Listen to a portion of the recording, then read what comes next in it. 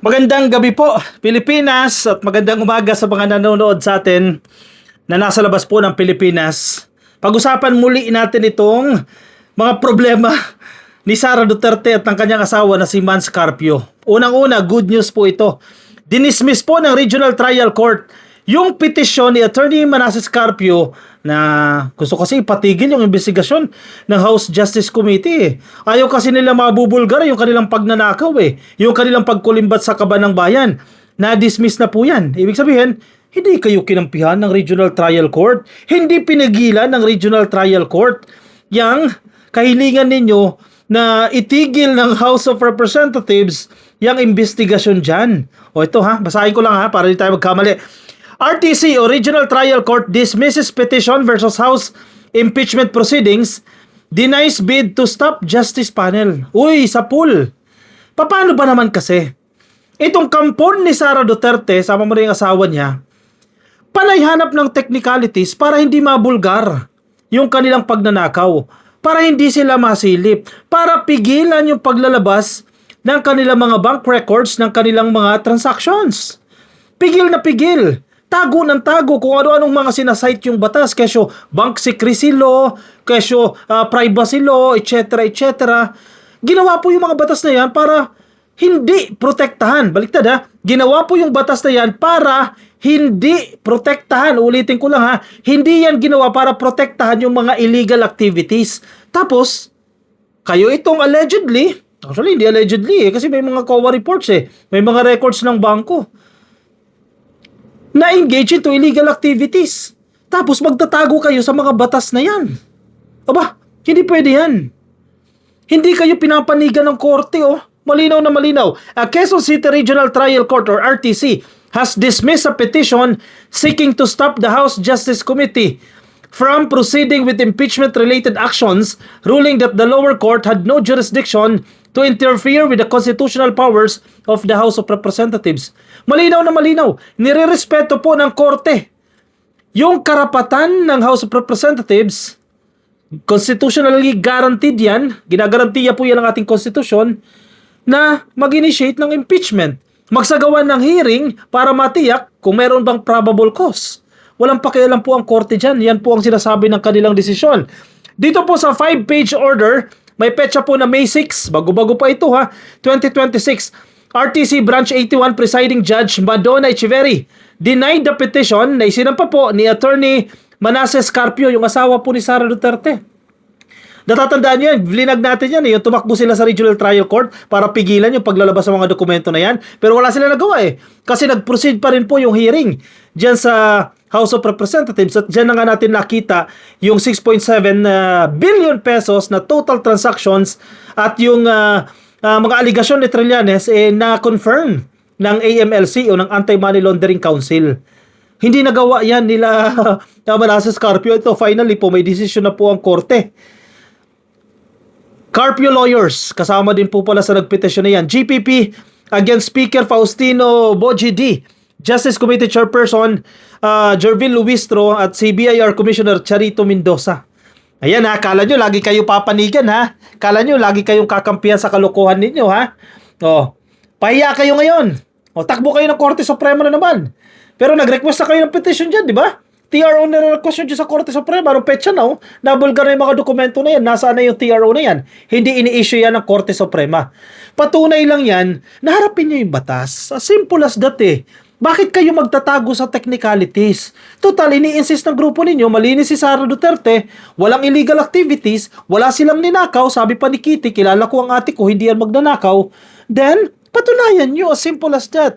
Binibigyan kayo ng due process, binibigyan kayo ng pagkakataon na magpaliwanag, patunayan ninyo. Bakit idadaan nyo sa technicalities? Harapin nyo head on. Wala kayong kasalanan. Ano yung ebidensya na wala kayong kasalanan? Yung sinasabi ni Trillanes na may mga dividendo kayo na natatanggap mula sa allegedly drug lords, kung hindi totoo yan, mag-sign kayo ng bank waiver. Diba? Pirmahan nyo yung bank waiver. Makita natin doon kung totoo yung sinasabi ni Trillanes. Mabilis lang ipahiya si Trillanes. Yan ay kung nagsasabi kayo ng totoo. Pakita nyo yung bank transactions, yung history. Ano itong sinasabi ni Trillanes? O may mga petsa pa siya. Diba? Kung nanood kayo ng hearing, sa House Justice Committee, may mga petsa si Trillanes. For example, sige, May 15, may pumasok na ganitong amount. Sinasabi ni Trillanes very detailed si Trillanes Ipakita ninyo yung bank transactions ninyo, yung passbook ninyo, pakita nyo yung May 15, walang ganyang transaction. As simple as that, napahiya si Trillanes. Pero, hindi nyo gagawin yun. Never, never ever. Hindi nyo gagawin yan. Kasi alam nyo, totoo yung sinasabi ni Trillanes. Ganun lang po kasimple yan. Alam nyo na totoo yan, kaya nga hindi kayo nagsasign ng bank waiver, kaya nga pinipilit ninyo na ipatigil ang investigasyon, kaya nga panay takbo kayo sa kung saan-saan. Di ba? Malinaw na malinaw ang style ninyo. Di wow, papakampi pa kayo Kala nyo lagi kayong papanigan. Ngayon, sinong pahiya? Kayo ang napahiya ngayon. Anyway, may chance pa kayo sa Senado. Malapit na pong umusad yung trial dyan. Huwag kayong mainip May mga naiinip na rin naka-coffee, no? Ang tagal daw yan paulit-ulit By June, magsasagawa na po ng trial dyan. Alam mo kung bakit? Ka-coffee, bakit ka nakakatiyak na magsasagawa ng trial dyan? Ito, yan po yung proof. Ang pawis natin. Nakikita nyo? 215 lawmakers back 2026 Duterte impeachment matching 2025 tally. Sabi po ni Redon. Huy! 106 na kailangan natin. Bakit 215 na yan? Sobra-sobra na yan. Sobra ng 109 yan. Di ba? Kasi kailangan lang po natin ng 106 votes sa plenaryo para maiakyat na po sa Senado. Nagigets nyo, ka-coffee. Meron pong 318 po na miyembro ng House of Representatives. Kasama na po definitely yung mga party list representatives. 1/3 lang po niyan. Isa sa, hatiin mo sa 3, isa lang kailangan natin doon. 1/3. 106 lang po kailangan natin. Sa tali po ni Redon, ang pipirma o papabor dito sa impeachment sa House of Representatives ay 215 na. Sobra pa. Kasi again, 106 nga lang yung kailangan natin. At least 215, at least pa pala yan. Ibig sabihin, pwede pa po lang tumaas yan.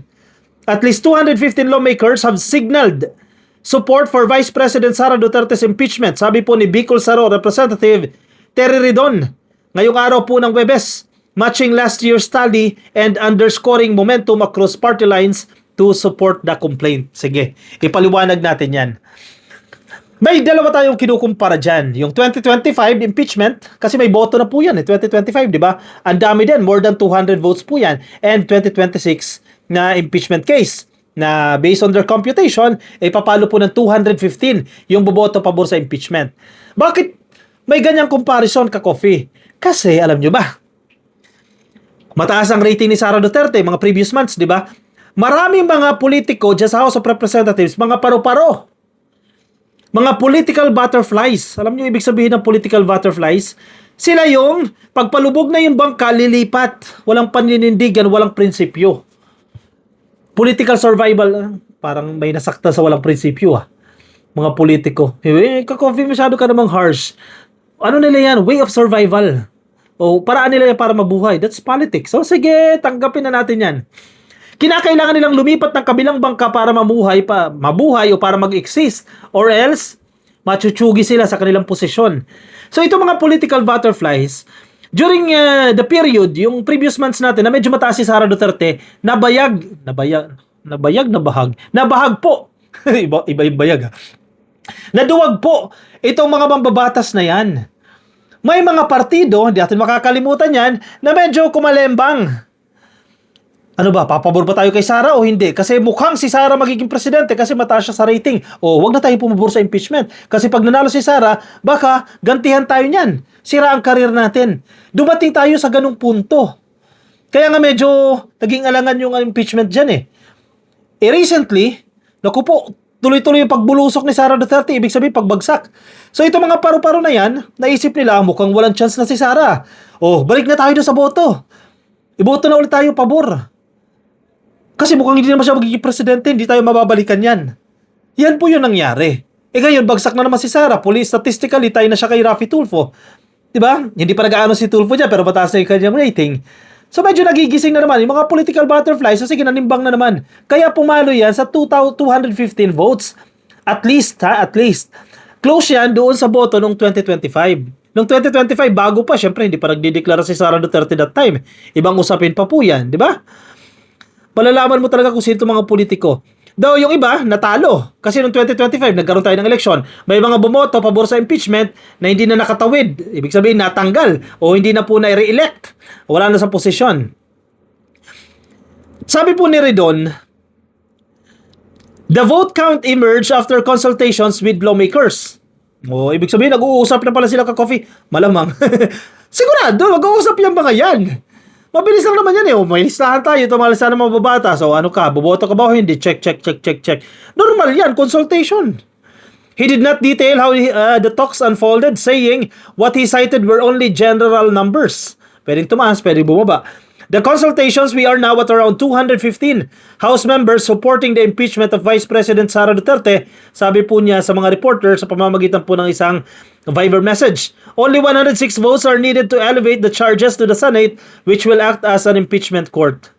106 lang kailangan mo, may 215 ka na. Sure ball na yan. Formality na lang po yan. Kailan magaganap yan ka-coffee? Sa tingin ko, May 15, latest na yan. Magkakaroon na po ng botohan. So kung May 15, May 12, iakyat na yan sa Senado, mag-convene na ng impeachment court dyan, di ko alam kung paano mag-work si Robin Padilla dyan, ayan, uusad na po yung impeachment trial. Sabi ni Lacson, by June, syempre may mga pre-activities pa po yan, baka by June, umusad na po yung pagdinig o yung mismong impeachment trial. Exciting ito ha. Antabayanan po natin yan. Makikita natin kung paano matatanggal ang isang vice-presidente na nagnakaw sa kaban ng bayan. Siya mismo nagsabi, siya ay baliw. Makikita po natin yan sa Hunyo. Baka by July, wala na tayong vice-presidente. I-komento po ang inyong opinion, reaksyon dyan sa comment section para mabasa po ng ibang ka-coffee. Mga nasa Facebook, please like and follow, YouTube subscribe, TikTok subscribe. Kita-kits po tayo sa susunod na video. Bye-bye.